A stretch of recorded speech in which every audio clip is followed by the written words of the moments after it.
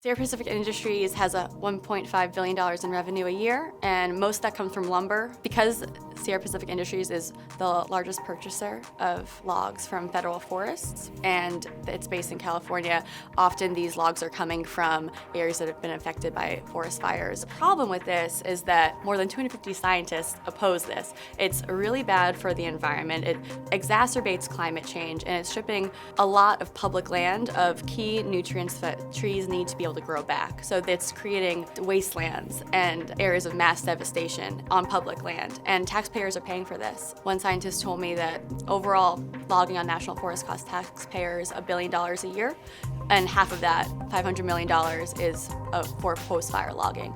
At the same time, Sierra Pacific Industries says that it's their right to do this. The government's selling it, and they're just trying to make good of a bad situation. One of the reasons why post-fire logging is still around and companies like Sierra Pacific do it so much is because they get to pay pennies on the dollar for these logs when they're bidding on government contracts. So they can make a good amount of money from these logs if they find the right contract.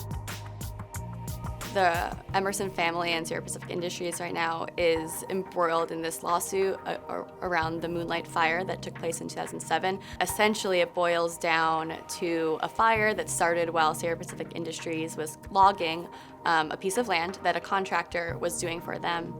And this contractor had already started 2 fires, allegedly, earlier that summer, at least one of which Sierra Pacific Industries knew about. And then in 2007, when they were doing this logging around Moonlight, this contractor had allegedly started this fire again. The Moonlight Fire burnt 65,000 acres in total, and 46,000 of which was on national forest land.